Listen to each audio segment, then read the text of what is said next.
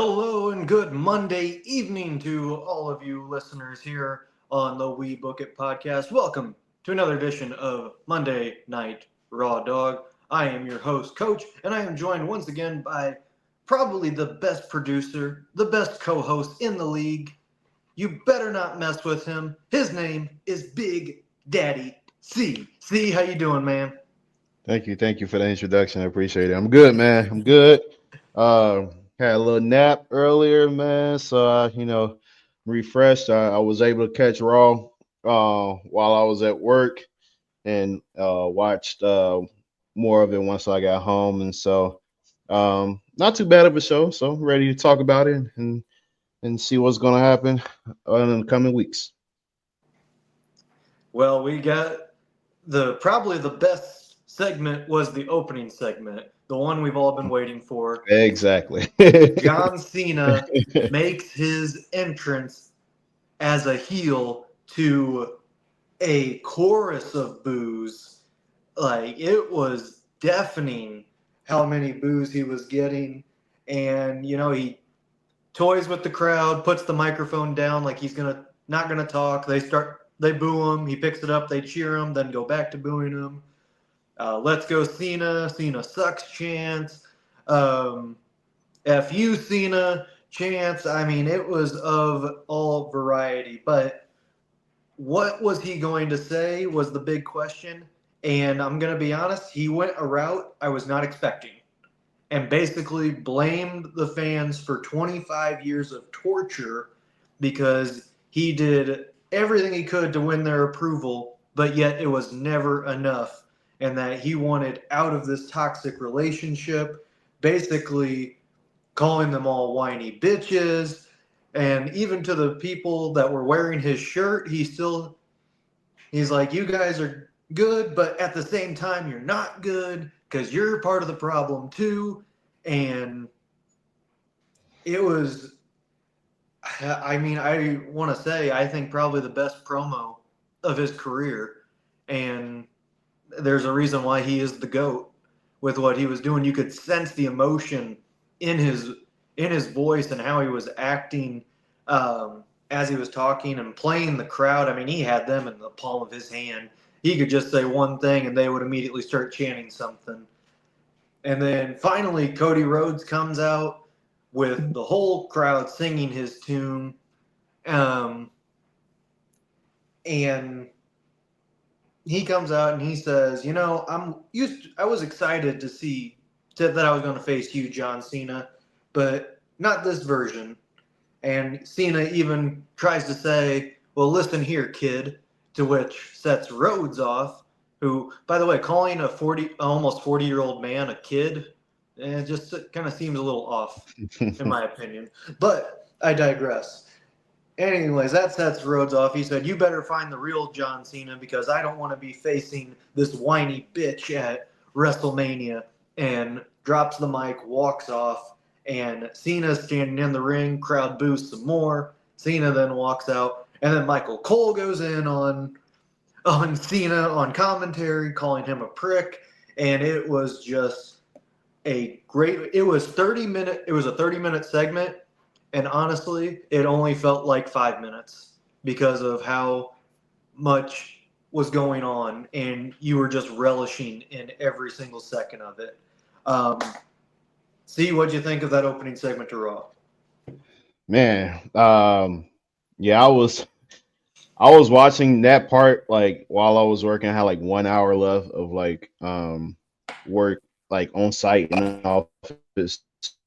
I mean, I came back here. I still had to finish up some hour, make up some hours, but like just trying to stay focused and what like I had to keep pausing it in between calls because it's like there's too much going on. I don't want to miss anything important, and so man, like at first I wasn't sure if he was gonna like if he was gonna pull the typical like I'm not gonna say anything. I'm gonna come out here, not say anything, and then walk off. And so like I'm glad he did say something. I like I said in the chat, like I was not expecting him to go the oh I'm being bullied route. Like Mm-hmm. that's not something you expect somebody like John Cena to do. Hell, even when he was healed the last time with the Doctor Thugonomics, it was never like, if anything, he if he had an issue with you, he didn't like what you did. He just go rap mode on you, and it just Hmm. like so it's just like all right. And then even when with the Super Cena era, well, the Chain Gang era and the Super Cena era, like still like he per se he rose above it, rose above it all. Uh, um, yeah, it's just like it felt weird. I was shocked that he went this route. Like I was like, it just don't. But he fed into the crowd. Like it's like one of the best things a heel can do is like say blame the fans for anything really. So like and the fact that he went scorched earth on the actual Cena fans, including the little kid. It was almost like one of those fuck them kids moments. There's a lot of memes going out, so it was like Cena basically saying "fuck them kids," and you see like the Jordan thing on there saying "fuck them kids." That's Well, basically what you also what had was going on. somebody in the crowd with a Break a Wish sign. Oh, Breakaway. Yeah, so like it was like one of those moments. I honestly thought he still held back, in my opinion. I feel like that Hmm. was just a taste of what we're probably going to get, um, in the weeks to come. Now, I do find it weird that Cody like is for Cody to be a SmackDown competitor. And Rock, he's primarily on SmackDown, but he can show up anywhere because he's the final boss. Hmm. Like it's like it's weird to see another brand's champion show up on both brands like consistently. Now it is different because they are overseas, so it's almost like they all are having to travel like together in some instance. But um, yeah, it's just like so. It's almost like, all right, are we going to see these guys on SmackDown at any point, or is it just going to be Monday Night Raw each time? Like, and so, but yeah, I loved it, man. Like the promo was awesome. Like it was refreshing, still shocking at the same time. I did expect different attire as we talked about yesterday. Um, so the fact that he came out there with like you know Super Cena or C Nation, attire. That was shocking as well. But I think um, we did talk about it yesterday. Like he's gonna like implement different changes along the way. Like we still had the theme, we still had the attire, um, but like the delivery, the promos, um, just the subject of it and the route he took was the difference. And I think as the weeks progress, we might see some like minor changes, like we had with The Rock as Hmm. he transitioned into that final boss gimmick. Yeah, I agree with you there. So we move on to our first match of Raw, and it is Ludwig Kaiser versus Penta in a no holds barred match. And I don't know if this is the end of the rivalry now, which I think this might have been the last match for these guys. And I know we talked about it last night on our Sunday show that possibly Kaiser and Penta going against each other in a tag match, but this might have been the last match in their rivalry. And I mean, it left more to be desired. It's a no holds barred match, and I think all they did was really just use chair shots. And that's fine and dandy, but need a little bit more when it comes to these matches, that match. But either way, Penta hit a Mexican destroyer on Kaiser on a steel chair from the top rope, which was a really cool spot, and then finished him off with a Penta driver on the steel chair as well for the victory. And at the end, Penta gave a quick promo saying that he is coming for Braun Breaker and the IC title. So, see what you think of this match. I enjoyed it. I thought it was a good send off for these two. They had been feuding for a hot minute. Even with the whole Pete Dunne inclusion. And so I think it was a good send off. It had to end because they kept teasing um, him and Braun Breaker potentially facing off ever since he debuted. I think that first night or the following week, they pretty much teased it with them facing off. And so I think this would be a good matchup at WrestleMania. Um, we'll get into later on what happened. That's a connection of this with Penta. But yeah, I think this had to end this feud, and so now Penta can move on to better heights as he had his own promo at post match. Saying that he wanted to go for the championship, Intercontinental Championship. So I think he's about ready for it, man. I mean, you don't need to keep having him in these meaningless feuds. Not to say his feud against, I mean, I won't say meaningless, but like feuds that don't really involve like champion mid card or mid card championships. So I Right. feel like because he's proven enough in my opinion, like at this point. I'm happy to see what's next. Um, for him, even though we kind of we know what will be next, but in terms of like how it will play out between him and Braun Breaker. Um, so yeah. All right, moving on, we get our next match, which is Dakota Kai versus Ivy Nile, with the Creeds and Chad Gable at ringside for Ivy Nile.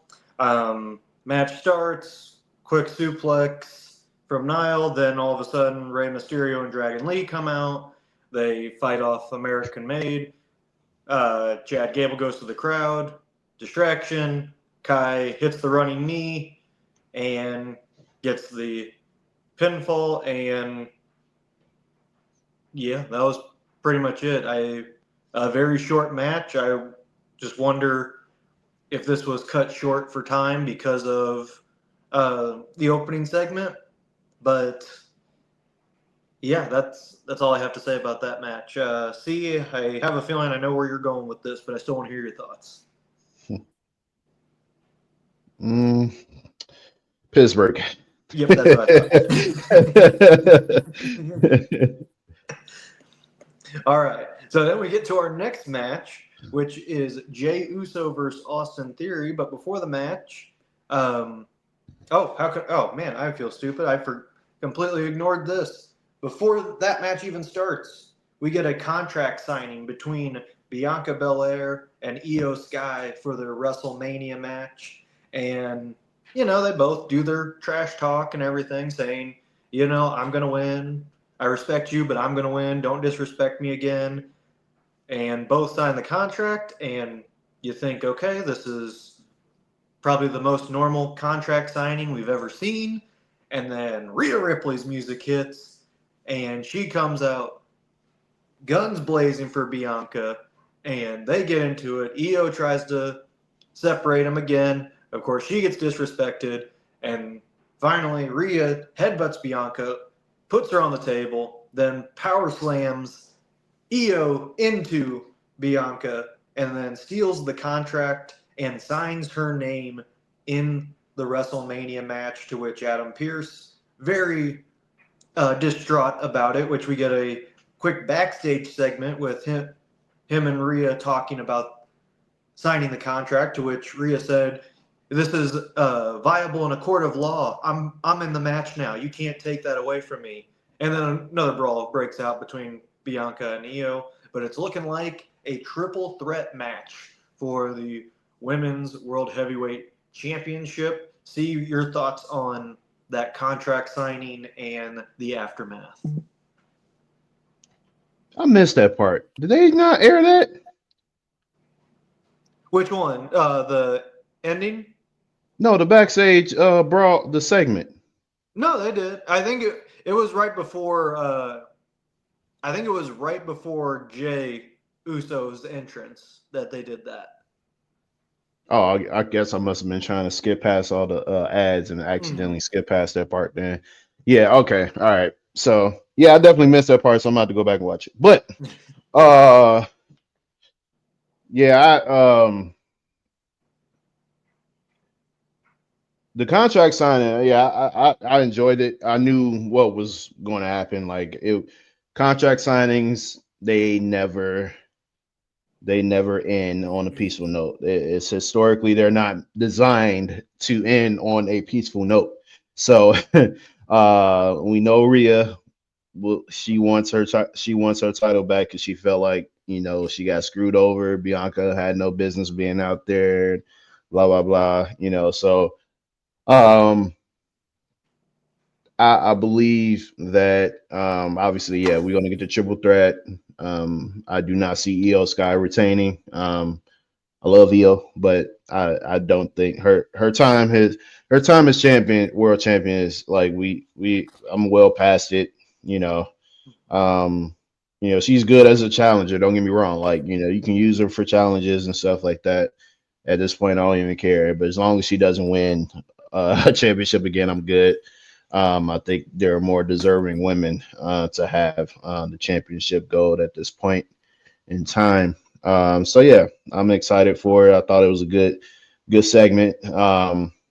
Something about these tables, they're very stubborn these days. They don't want to break. They don't want to break when they need to break. And we saw that at was last week actually with the what was it, the tornado tag match. Mm-hmm. Uh, and so yeah, I think yeah, the tables they need to get. I know they're trying to reinforce some of them, but you got to understand not everybody has the luxury of having a good weight to be able to break the tables easily. So gotta do a little something something. But I'm sure they'll figure something out. But I think at that moment they just like, it's a contract signing. We don't expect well, you almost expect somebody to go through a table, but but yeah. So but overall, I thought it was a good segment.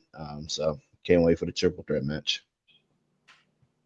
All right, now we go into our next match, which is Jey Uso versus Austin Theory. Before Jay can make his entrance, Gunther tries to sneak attack him, but Adam Pearce is there to break it up, saying that he's not dealing with it this week. Gunther then makes fun of Jimmy uh, in front of Jay, which Jay gets upset about. But either way, he gets to the ring, and this was a legitimate squash match. 10 seconds. 10 seconds. That's all it took. And I will say that the spear at the end, or to win it, not a bad spot, but it was just very, very strange. And so Jay gets the win. After the bell, Waller tries to get in and get revenge for Theory. Doesn't work out. Then Gunther does show up to try and choke Jay out, but Jay rips the belt off of his waist and starts hitting Gunther with it, to which Gunther then looks intimidated, thinking that Jay actually has a chance to fight back. But the main story is a 10-second match. Yeah, I did think that that last spot it was funny because Michael Cole called it a crossbody, Mm-hmm. and I was like, it did kind of look like a crossbody, even though I knew it was a spear. It's just like I don't know what it is with Jay's spears. Like it just like I guess the jumping spear is just so weird. Like both you've got to jump. Like I don't like that. It's better when Roman does it for like I guess like because the timing is always good whenever depending on who he's in the ring with. Like the timing is always right with the spears. Mm-hmm. But like it seemed like with Jay, it's not always the case. So I think that kind of reared his ugly head tonight. So I'm sure he'll get that rectified at some point. But yeah, I was shocked that this was a squash match. Against Austin Theory. But you know, they ain't got nothing else for him at this point. So you know, he had to get his revenge. So I chalk it up as a thing of revenge for Jay after the last couple of weeks with dealing with those two. So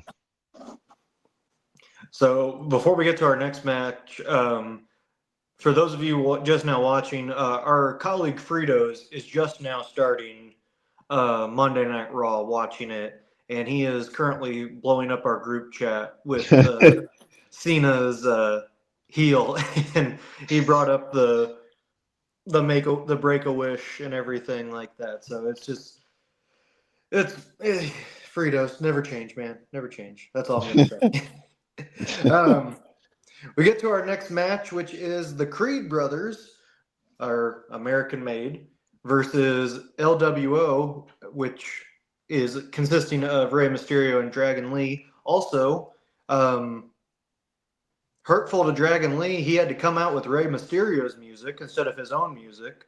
So feel like they're planting the seeds again. Maybe you say like Rey, maybe you are the problem, like when what Batista said. I don't know. We could be going that route, but I doubt it.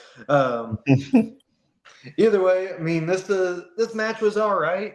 I thought it was a really cool spot when Julius jumped up to the top rope to catch Ray and suplex him. It looked like Mysterio was gonna about ready to fall off, and Julius came in and saved him in a nice spot.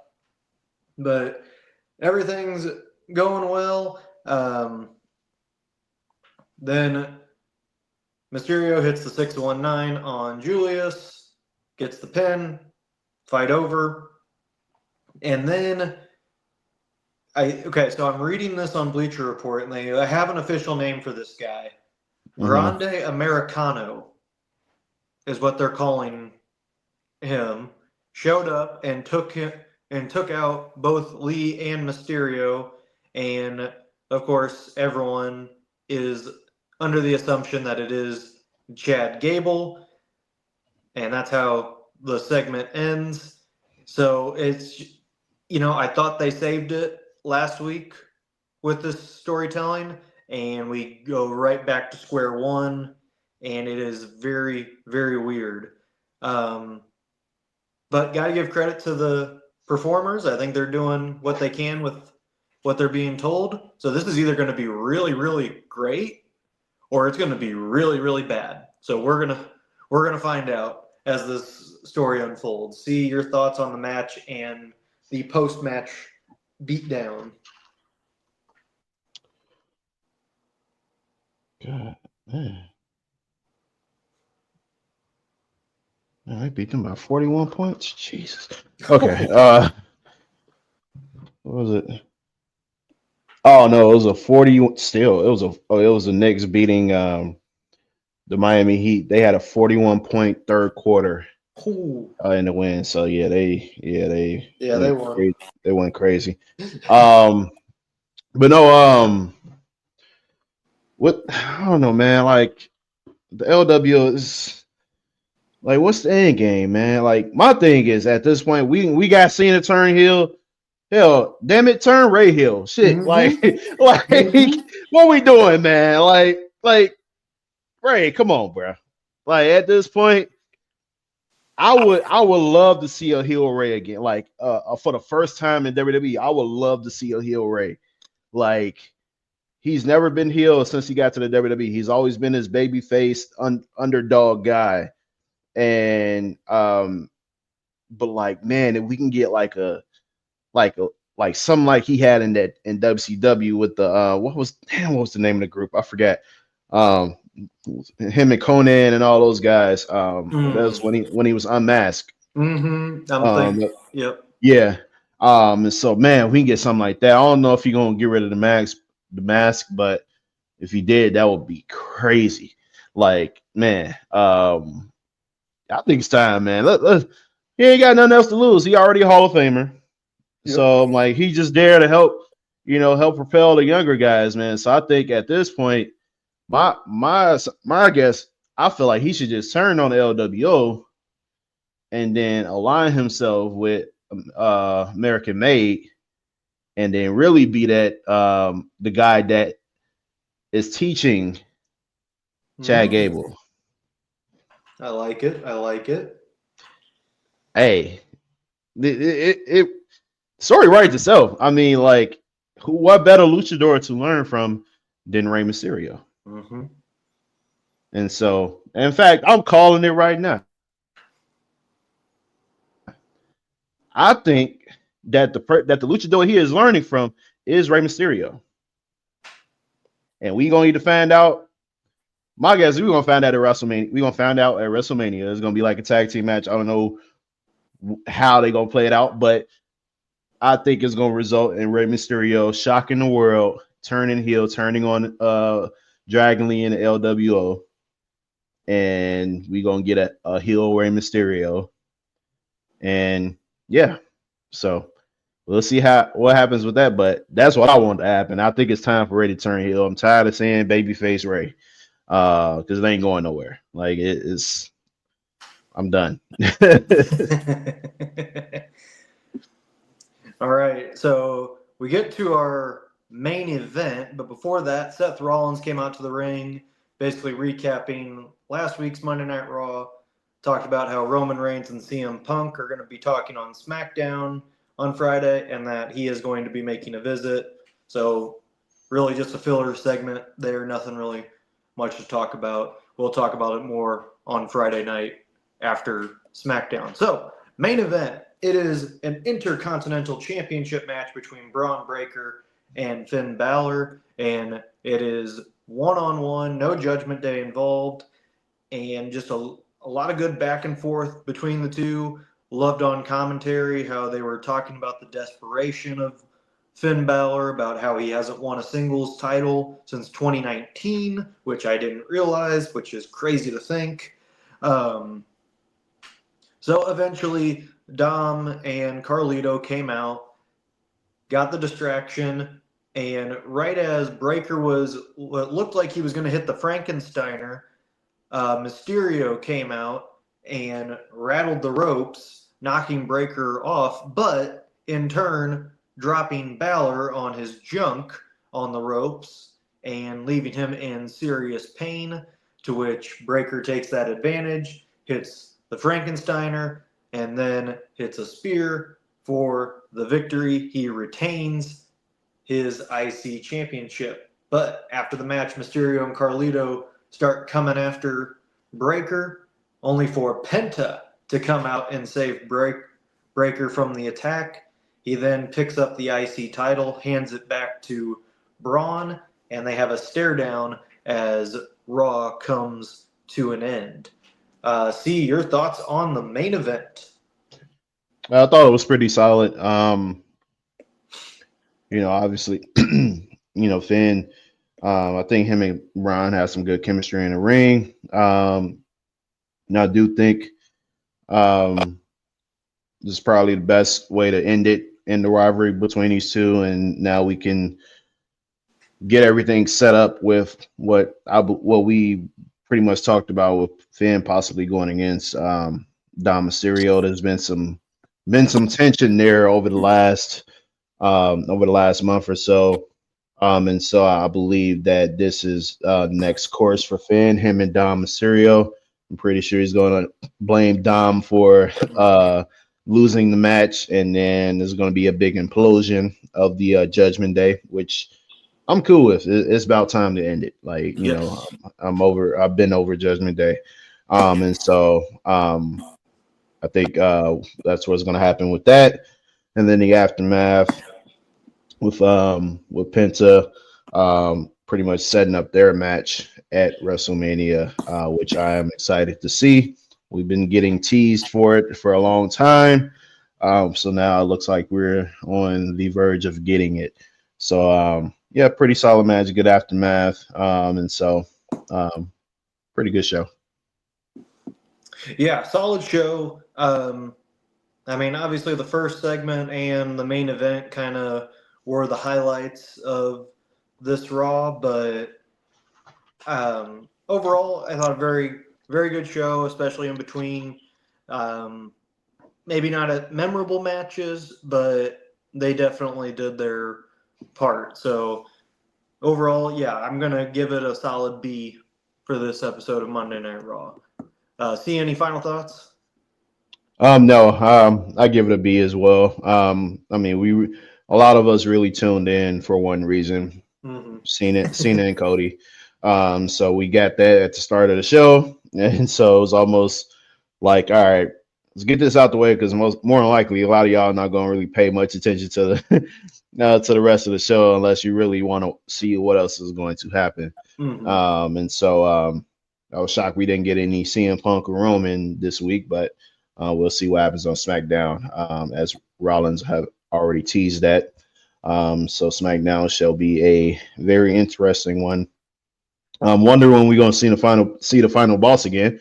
Uh, Hmm. we had, yeah, I thought he would have been there tonight, but I guess he may prefer to show up on the non. We got about what 3 more weeks left, so yeah, he'll probably show up on the go home week. So whether it's Raw Oh or yeah. SmackDown, yeah. Um, so yeah, we'll see what happens with that. But yeah, I give it a solid B for the show.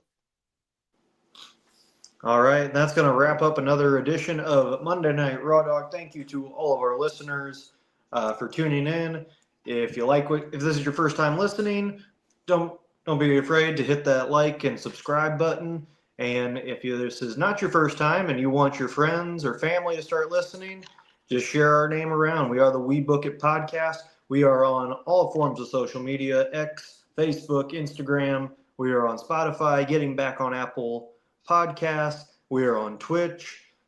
Just give us a like, comment, tell us what you want to see. We want to hear from you. We got four shows that we do here. We got Monday night, we got SmackDown, we got AEW, and then we have our variety show on Sunday. So thank you once again for tuning in.